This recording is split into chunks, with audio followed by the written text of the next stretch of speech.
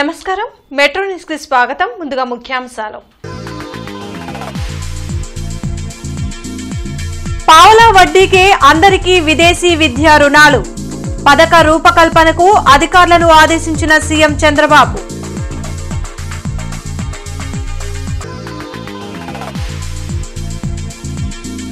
Medical కాలేజీలపై తప్పుడు ప్రచారమే YCP agenda మండిపడ్డ MLC Alapati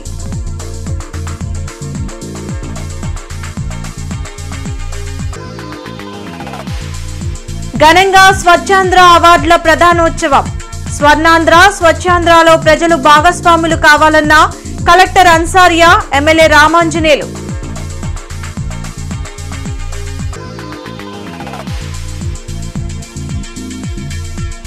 బైక్ల దొంగతనాలకు పాల్పడుతున్న అంతర్జిల్లా దొంగ అరెస్ట్ 50 బైకులు స్వాధీనం రాష్ట్రంలోని విద్యార్థులకు సీఎం చంద్రబాబు మరో వరం ఇవ్వాలని నిర్ణయించారు. విదేశాల్లో ఉన్నత విద్యను అభ్యసించాలనుకునే స్టూడెంట్స్ కు పావలా వడ్డీకే బ్యాంకు రుణాలు ఇచ్చేలా పథకాన్ని రూపొందించాలని అధికారులను సీఎం ఆదేశించారు. ఎలాంటి పరిమితులు లేకుండా ఎంతమంది విద్యార్థులైనా చదువుకునే వీలుండాలని తెలిపారు. వెలగపూడి సచివాలయంలో సంక్షేమ శాఖలపై ఆయన సమీక్షించారు. మంత్రులు డోలా, ఫరూక్, సవిత, ఇతర ఉన్నతాధికారులు పాల్గొన్నారు. ప్రతి పేద విద్యార్థికి నాణ్యమైన విద్యను అందించాలనేదే తన లక్ష్యమని సీఎం చంద్రబాబు స్పష్టం చేశారు.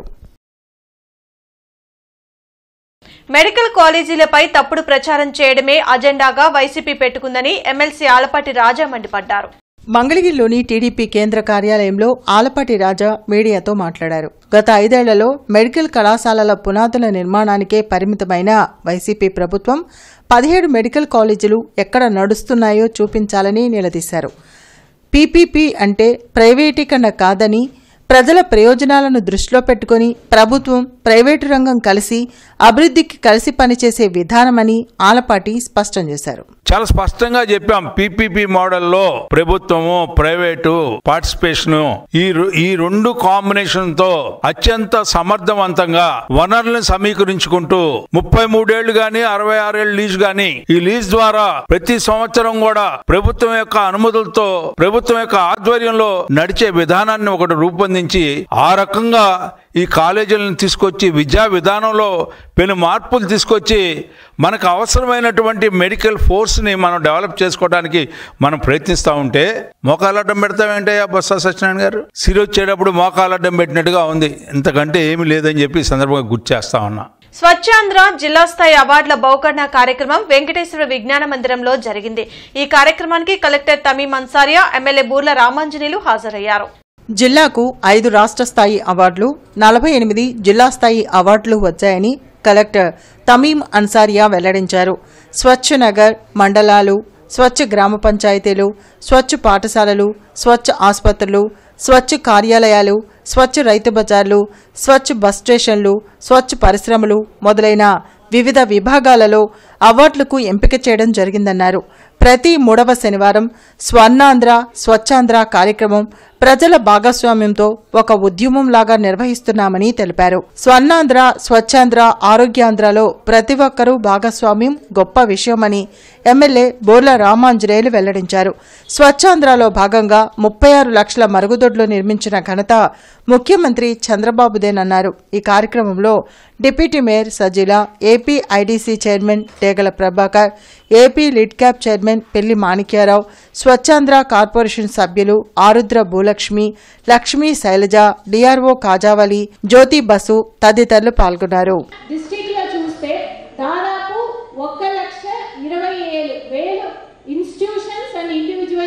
ఈ అవార్డు కోసం సెల్ఫ్ అసెస్మెంట్ కేటగిరీ కింద నామినేషన్స్ పెట్టుకున్నారు.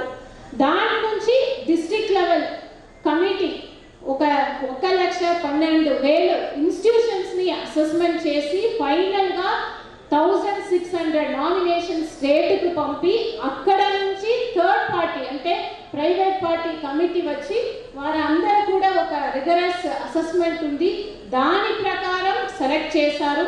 అలా సెలెక్ట్ చేసి ఫైనల్ గా చివరిగా మన జిల్లా నుంచి స్టేట్ లెవెల్ అవార్డ్స్ కు 5 ఇన్స్టిట్యూషన్స్ సెలెక్ట్ అయి ఉన్నారు. చాలా సంతోషంగా ఉంది. వారందరికీ కూడా ఈ సందర్భంగా జిల్లా యంత్రాంగం తరపున మీ అందరి తరపున శుభాకాంక్షలు తెలియజేస్తున్నాను, అభినందనలు తెలియజేస్తున్నాను.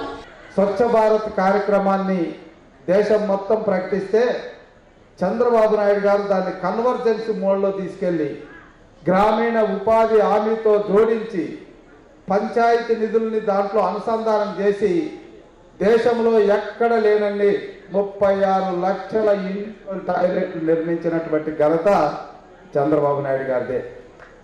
అదేవిధంగా దేశానికి చెత్త నుండి సంపద సృష్టించవచ్చని చెప్పినటువంటి మహానుభావుడు కూడా చంద్రబాబు నాయుడు గారే. మనమంతా చెత్త చెత్త అంటాం, ఆయన nothing is free, everything is cost, అది ఆయన స్లోగన్. ఏది వ్యర్థం కాదు, ఉపయోగించుకుంటే దానికి అంత విలువ ఉంటుందని చెప్పి. జిల్లాలో బైక్ల చోరీలకు పాల్పడుతున్న మల్లికార్జునరావు అనే నిందితుడిని పోలీసులు అరెస్టు చేశారు. అతని వద్ద నుండి 50 ద్విచక్ర వాహనాలను స్వాధీనం చేసుకున్నారు. అదేవిధంగా ఈ కేసులో 3 రిసీవర్స్ను కూడా అరెస్టు చేశారు. ఈ అరెస్టు వివరాలను జిల్లా ఎస్పీ వకుల్ జిందాల్ మీడియాకు వెల్లడించారు.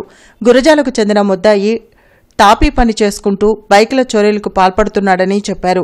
పోలీసులు మరింతగా నిఘా పెంచి నిందితుడిని అరెస్టు చేయడం జరిగిందని ఎస్పీ పేర్కొన్నారు. స్వాధీనం చేసుకున్న బైకుల విలువ 25 లక్షలు ఉంటుందని చెప్పారు. బొప్పూరి మల్లికార్జునరావు అలియాస్ పున్నారావు అనే అతన్ని ఒక బైక్ దొంగతనం చేసి అమ్ముతుండగా పట్టుకోవడం జరిగింది. ఫర్దర్ అతన్ని ఇంటెరోగేట్ చేస్తే అతను 50 బైక్స్ 50 టూ వీలర్స్ అతను దొంగతనం చేసినట్టుగా చెప్పడం జరిగింది. ఆ 50 బైక్స్ని 3 రిసీవర్స్ దగ్గర నుంచి రికవర్ కూడా చేయడం జరిగింది. ఈ 50 బైక్స్ విలువ సుమారు 25 లక్షలు. ఈ 50 బైక్స్ మన కొత్తపేట పోలీస్ స్టేషన్లో 14, పాత గుంటూరు పోలీస్ స్టేషన్ సంబంధించి 4, లాలాపేట సంబంధించి 4, అరుండల్పేట సంబంధించి 8, పిడుగురాల 2, దాచేపల్లి 4, మాచర్ల సంబంధించి 1 బైక్, టోటల్ 37 బైక్స్ దొంగతనం అయినట్టు మన దగ్గర ఎఫ్ఐఆర్స్ ఉన్నాయి. వాట్సాప్ గవర్నెన్స్ వినియోగం మరింత పెరగాలని, ప్రభుత్వ శాఖల పనితీరుపై నెలవారీ ఆడిట్ జరగాలని ముఖ్యమంత్రి చంద్రబాబు సూచించారు.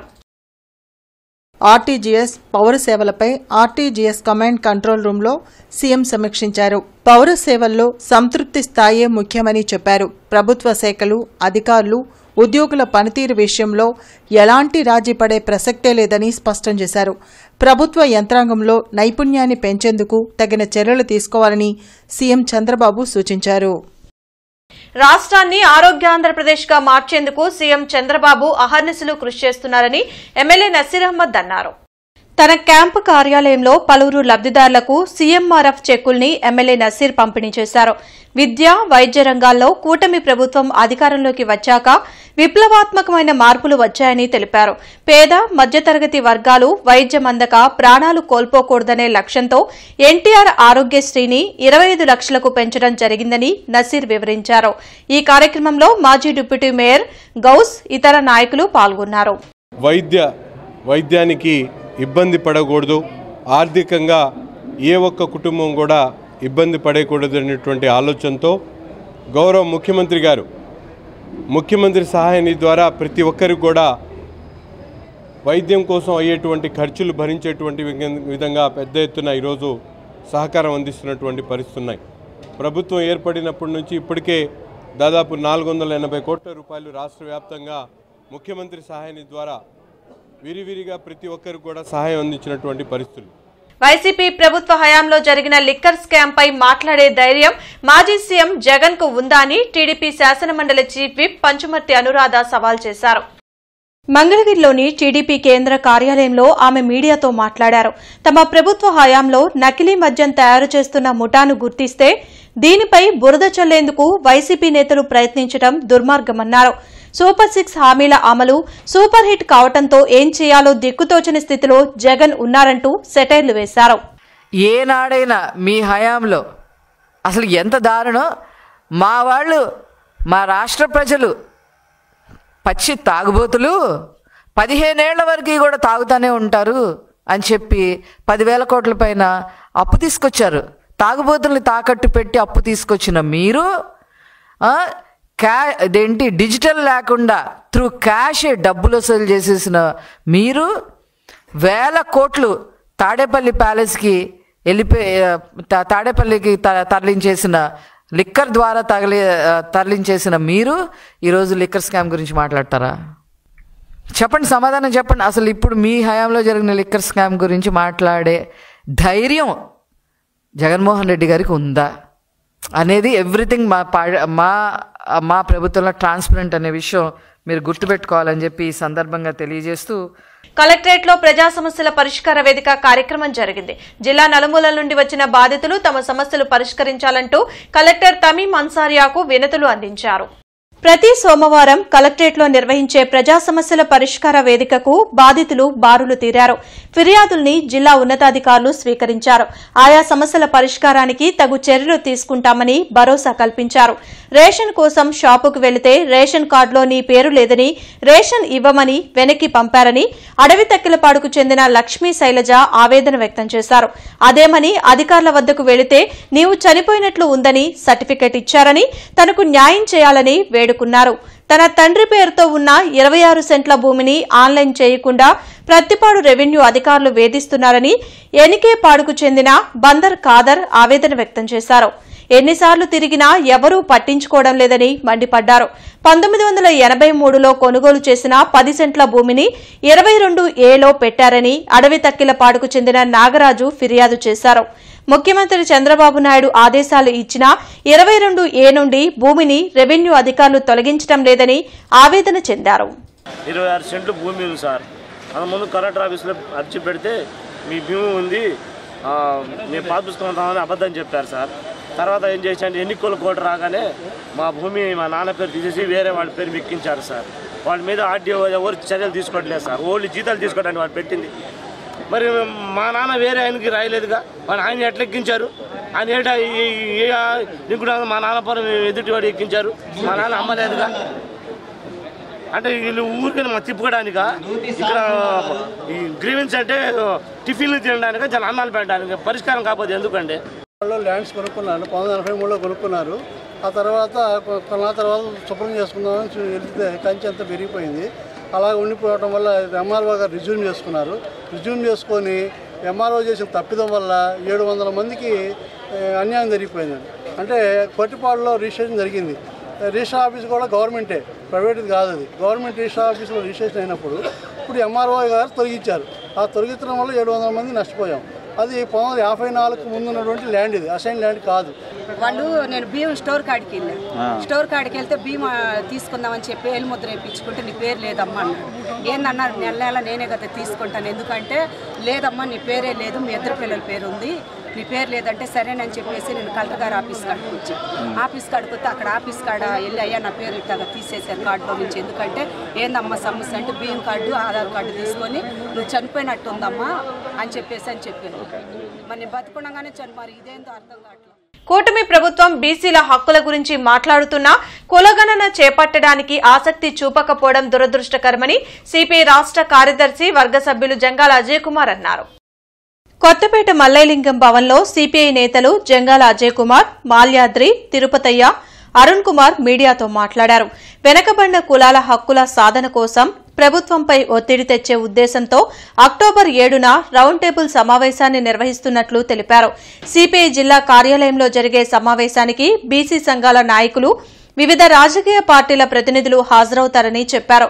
జనగణనలో కులగణన తప్పనిసరిగా చేపట్టాలని డిమాండ్ చేశారు. జనవరిలో జరగబోతున్నటువంటి స్థానిక సంస్థల ఎన్నికల్లోనే ఆ ధామాషా ప్రకారం బీసీల్లో ఉన్నటువంటి ఆయా వర్గాలకి ప్రాతినిధ్యం ఉండే పద్ధతుల్లో ఈ యొక్క జనగణన చేపట్టాలని డిమాండ్ చేస్తూ రేపు 7వ తారీఖున గుంటూరు జిల్లా స్థాయి రౌండ్ టేబుల్ సమావేశాన్ని ఇక్కడ నిర్వహిస్తూ ఉన్నాం. దానికి సిపిఐ రాష్ట్ర సమితి కార్యదర్శి కామ్రేడ్ రామకృష్ణ గారు, బీసీ సంఘాల నాయకులు కేసన శంకర్రావు గారు, సిపిఐ రాష్ట్ర సహాయ కార్యదర్శి ముప్పాడ నాగేశ్వరరావు గారు, ఎమ్మెల్సీ లేళ్ల అప్పిరెడ్డి జన్మదిన వేడుకలు ఘనంగా జరిగాయి. బృందాన గార్డెన్స్ లోని ఎమ్మెల్సీ క్యాంపు కార్యాలయం వద్ద కేక్ కట్ చేసి పార్టీ నాయకులు కార్యకర్తలు సంబరాలు చేశారు. అధికారంలో ఉన్నా లేకపోయినా పేదల సంక్షేమం కోసం అప్పిరెడ్డి నిరంతరం కృషి చేశారని వైసీపీ నాయకులు లాల్పురం రాము అన్నారు. ప్రజలకు మేలు చేసే వ్యక్తి, ఆయన వల్ల చాలా మందికి మేలు జరుగుతుంది. ఆయన పార్టీ అధికారంలో ఉన్నంత కాలం కూడా దారి పోయే వాళ్ళు ఎవరైనా సరే పార్టీ ఆఫీస్కి వస్తే ఆయన సేవ చేశాడు, ప్రజా సమస్యలు పరిష్కరించాడు. మరి అలాంటి అప్పిరెడ్డి గారు చానాళ్ళు కూడా ఉండాలి, లాంగ్ లీవ్ అప్పిరెడ్డి గారు అని చెప్పి మీరు తెలియజేస్తూ, అలానే జిల్లా ఎస్పీ కార్యాలయంలో ప్రజా సమస్యల పరిష్కార వేదిక కార్యక్రమం జరిగింది. జిల్లా నలుమూలల నుండి వచ్చిన బాధితులు తమ సమస్యలు పరిష్కరించాలంటూ ఎస్పీ కార్యాలయంలో అధికారులకు వినతులు ఇచ్చారు. ప్రతి సోమవారం ఎస్పీ కార్యాలయంలో నిర్వహించే ప్రజా సమస్యల పరిష్కార వేదికకు బాధితులు భారీగా తరలివచ్చారు. ఫిర్యాదుల్ని పోలీసు ఉన్నతాధికారులు స్వీకరించారు. ఆయా సమస్యల పరిష్కారానికి తగు చర్యలు తీసుకుంటామని భరోసా కల్పించారు. ఇన్నర్ రింగ్ రోడ్లో తన ఆధీనంలో ఉన్న రేకుల ఇంటిని ఈదా పరశురామరెడ్డి, కోట్రెడ్డి తన అనుచరులతో వచ్చి కూల్చివేశారని ఏర్వ జయప్రకాష్ రెడ్డి ఫిర్యాదు చేశారు. తనకు న్యాయం చేయాలని వేడుకున్నారు. ఇప్పుడు నా ఇల్లు కూలాలి అంటే మున్సిపాలిటీ వారు నాకు ఏదైనా నోటీస్ ఇవ్వాలి కదా. గవర్నమెంట్ భూమిలో మేము ఉండగా గవర్నమెంట్ వారు ఖాళీ చేయాల్సింది ఈయనొచ్చి బలవంతంగా మమ్మల్ని ఖాళీ చేయటం నేను ప్రశ్నిస్తున్నాను. ఇదా కోటిరెడ్డి గారు, ఇదా పరశురామ రెడ్డి గారు. మా కంపెనీ వాళ్ళు పిచ్చి గారండి. వాళ్ళు కూడా ఏమన్నా అమ్మారా? లేదు, అమ్మలేదు సార్. ఎవరికి ఏమీ అమ్మలేదు. దౌర్జన్యంగా ఖాళీ చేయించి మమ్మల్ని భయభ్రాంతులకు గురి చేసి నా మీద పలు రకాలైనటువంటి వ్యక్తుల్ని నాకు చేత ఫోన్లు చేపిస్తున్నారండి. నాకు ప్రాణహాని కలిగింది కాబట్టి నేను ఎస్పీ ఆఫీస్ గారికి వచ్చారు. నా స్థలం నాకు ఇప్పించవలసిందిగా కోరుచున్నాను. ఆంధ్రప్రదేశ్ హైందవ డెవలప్మెంట్ సొసైటీ ఆధ్వర్యంలో కార్తీక మాసంలో నిర్వహించే మహారుద్రాభిషేక కార్యక్రమ పోస్టర్ను Hindu college of pharmacy chairman Jupudi Rangaraju విడుదల చేశారు. ఈ కార్యక్రమంలో రంగరాజు మాట్లాడుతూ ఆంధ్రప్రదేశ్ హైందవ డెవలప్మెంట్ సొసైటీ ప్రతిష్టాత్మకంగా గత 4 సంవత్సరాలుగా మహారుద్రాభిషేకాన్ని నిర్వహిస్తుందని, నవంబర్ 17న 5వ సంవత్సరం రుద్రాభిషేకాన్ని గుంటూరు నగరంలోని వెంకటేశ్వర విజ్ఞాన మందిరం ఓపెన్ ఆడిటోరియం నందు నిర్వహించనున్నారని తెలిపారు.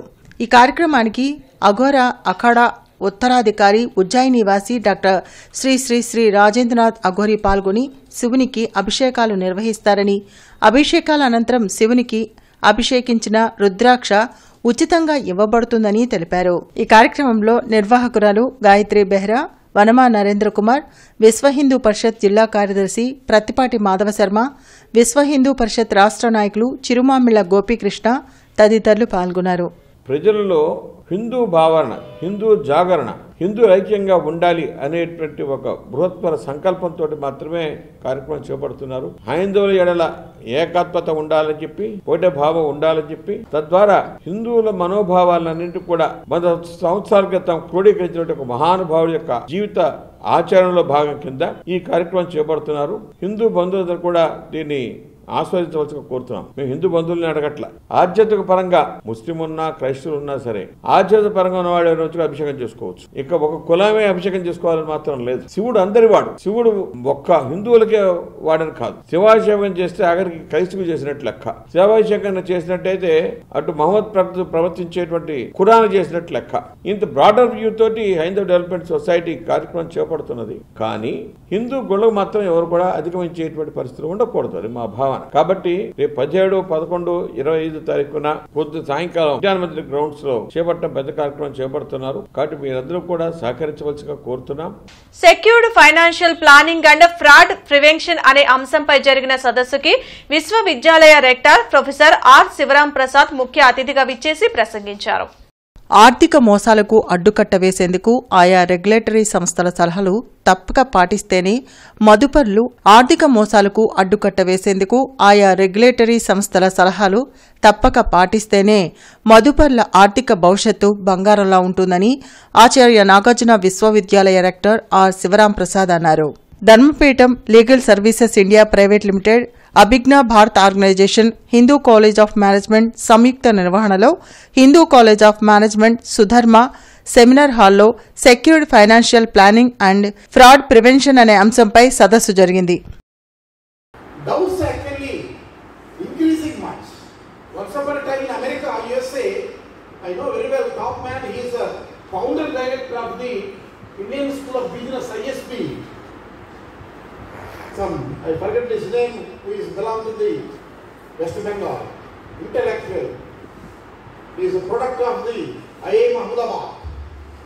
He is first director of the ISB, Hyderabad. Very intellectual, I know very well. After that, American federal government invited him for look after the stock markets of the USA. గుంటూరులోని cinema థియేటర్లలో canteen ధరలు, ticket రేట్లు అదుపు తప్పి సామాన్య ప్రజలపై భారమైపోయాయని CPI నగర కార్యదర్శి అక్కిటి అరుణ్ కుమార్ అన్నారు. ఈ మేరకు జిల్లా కలెక్టరేట్లో జరిగిన గ్రీవెన్స్ కార్యక్రమంలో జాయింట్ కలెక్టర్ కి వినతి పత్రాన్ని సమర్పించారు.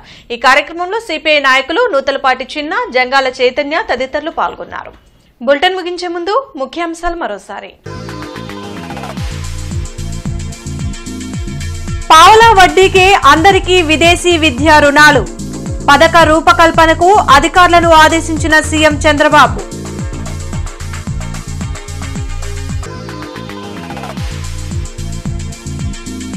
మెడికల్ కాలేజీలపై తప్పుడు ప్రచారమే వైసీపీ అజెండా, మండిపడ్డ ఎమ్మెల్సీ ఆలపాటి.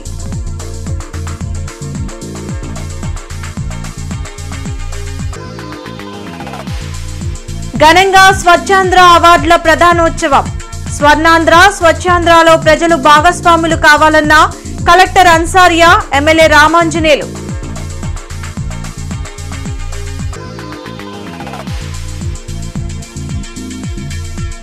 బైక్ల దొంగతనాలకు పాల్పడుతున్న అంతర్జిల్లా దొంగ అరెస్ట్, 50 బైకులు స్వాధీనం. ఈ వార్తలు ఇంతటితో సమాప్తం. నమస్కారం.